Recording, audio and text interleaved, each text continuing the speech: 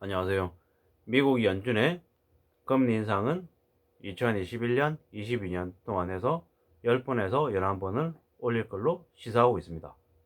10번이라고 쳐보자고요. 0.25%씩 10번이면 2.5%. 지금 현재 0.5기 때문에 3.0%가 되는 거죠. 11번을 올린다고 하면 3.25 정도 되는 거고요. 그 사이에 한 번이라도 0.5%, 그러니까 0.25%가 아닌 0.5%를 올리면 그냥 3.5가 되는 거죠. 이게 앞으로 내년 말까지 해서 일어날 일이다 라고 보고 대응하고 대비하면 될 것 같습니다. 이걸 앞으로 가까운 미래에 닥칠 현실로 보고 우리가 삶을 대비한다라고 하면 그래도 좀 괜찮지 않겠냐라는 거죠. 물론 이것만 있는 거 아니죠. 곡물 가격과 원자재 가격도 같이 급등하기 때문에 그로 인한 물가 상승의 부담도 같이 생각해야 되는 거죠. 금리 인상분, 그리고 물가 상승분, 그리고 거비가 인상되지 않고 우리의 수입이 멎어 있다라는 거. 이것도 같이 생각해야 되는 거죠.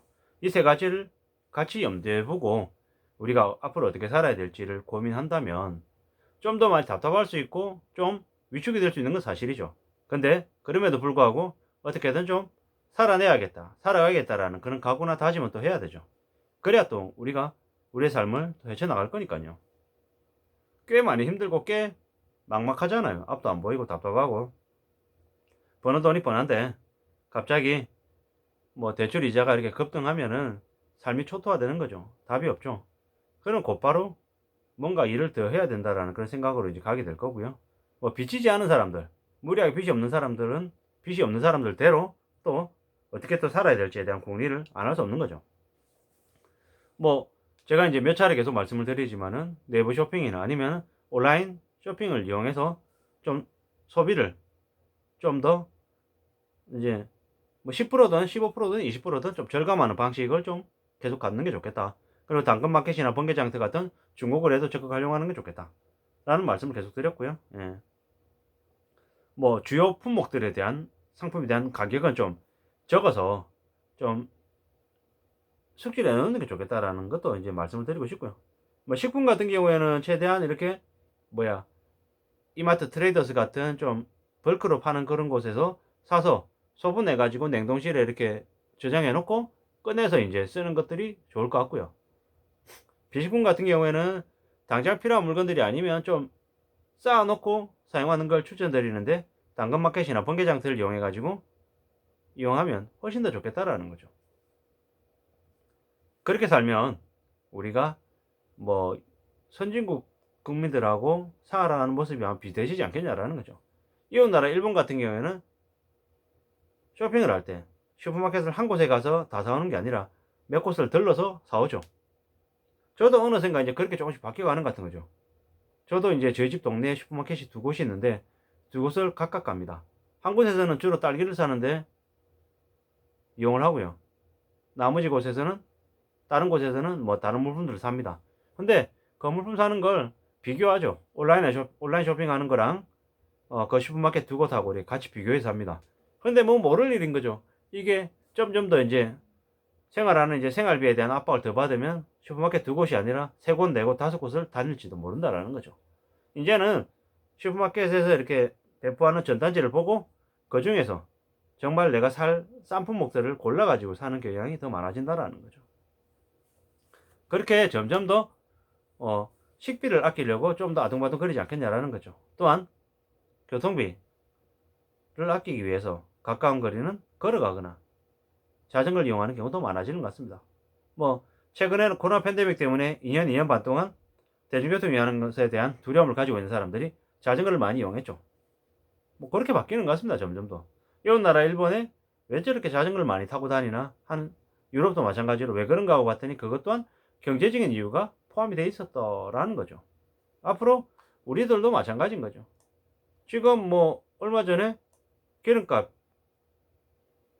공공요금 인상을 어, 지방선거 이후 6월 이후에 아마 할 것 같습니다. 당연히 6월 달에 지방선거는 표 때문에 안 올리겠죠. 그 이후에 올릴 거라는 생각이 드는 거죠. 철저히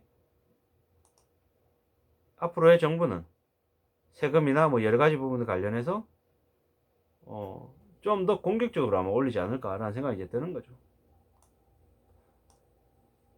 뭐 전기 요금이든 가스 요금이든 각종 공과금이 더 급등할 거다라는 생각이 이제 더 드는 거죠. 이게 이제 닥칠 현실인 거죠. 어쩔 거냐라는 거죠.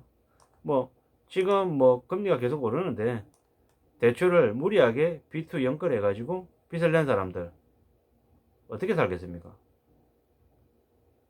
엄청나게 힘들어지는 거죠. 감당이 안 된다라는 거죠. 지금 뭐 무리하게 연끌한 사람들, 빚한 사람들이 빠져나올 수 있을까라고 생각해 보면 빠져나오기 되게 어려울 것 같죠.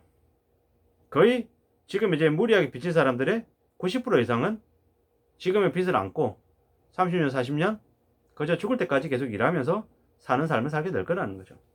거기에 걸려들지 않은 사람들은 정말 감사한 일인 거고요. 물론 그럼에도 불구하고 불황이기 때문에 경제 불황이 심해질 것이기 때문에 그 불황에 대비할 수 있는 모습은 갖춰둬야 되는 거죠. 자기가 잘 할 수 있는 분야에서 열심히 일해서 돈을 벌어야 되고 또 착실하게 성실하게 저축하며 살아야 되는 거죠. 힘들고 고단한 시간들을 들여서 우리가 돈을 벌잖아요. 근데 그 돈 버는 건 너무 소홀하게 생각하고 돈 쓰는 건 너무 소홀하게 생각하고 너무 쉽게 생각했던 부분이 있었죠. 근데 이제 앞으로는 좀 더 진지하게 여러 번 고민하고 생각하고 돈을 내야겠죠. 불황에는 대출 이자 내는 것보다 월세를 내는 게 낫다고 합니다. 무리하게 빚을 내서 집을 산 사람들은 되게 힘든 상황을 겪을 거죠. 그리고 기업들은 불황의 시대에 애국 마케팅을 하고 뭐 여러 가지 뭐 감성에 호소해서 개인들에게 많이 팔려고 할 겁니다. 근데 앞으로는 개인들은 더욱더 재벌 기득권이나 정부에게 믿음을 가지지 말고 스스로 어떻게 살아야 될지에 대한 생존 대책을 구축해야 될 겁니다. 생각보다 빨리 망하는 이들이 많을 거죠. 진보든 보수든 많은 정치인들이 경제 대책을 제대로 펼치지 못하죠.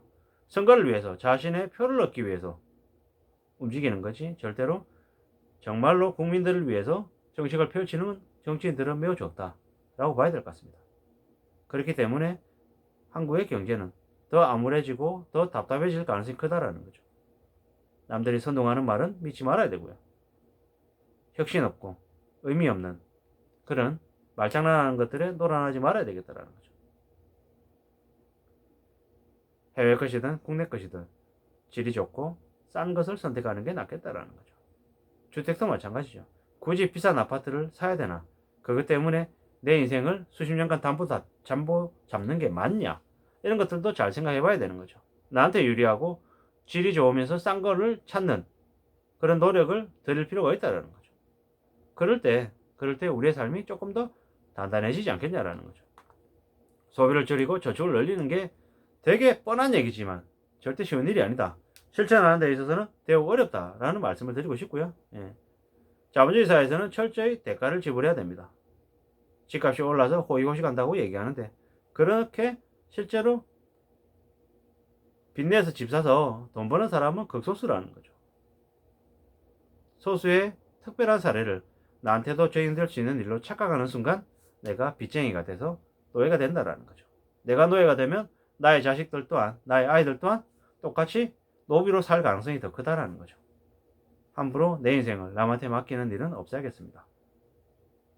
기득권들이 좋아하는 노예가 될 것이냐 자유인이 될 것이냐 하는 것은 오직 내 스스로의 결정에 따른 거라는 거죠. 잊지 말아야 됩니다. 주인의 시각으로 세상을 바라봐야 되죠. 그러려면 불황을 냉정하게 바라보고 내가 어떻게 좀 더 노력하고 땀 흘리면서 인생을 헤쳐나갈지에 대한 결정을 해야 되는 거죠. 그저 그냥 아무 이유 없이 나한테 주어지는 이득은 없다라는 거죠. 내가 좀 더 고민하고 좀 더 대비해야 되는 대책을 갖춰야 되는 그런 생존의식을 가져야 될 것 같습니다. 절대로 함부로 믿지 말아야 되겠습니다. 나에게 유리하고 싼 것을 고르려면 노력이 들어가야 된다. 공부를 해야 된다라는 말씀을 드리고 싶습니다. 절대 그저 그렇게 얻어지는 건 없다. 공짜는 없다 라는 생각으로 좀 더 수고와 번거로움, 고생을 기꺼이 감수하겠다라는 마음으로 세상을 살아가는 게 훨씬 더 안전한 길인 것 같습니다. 이상입니다.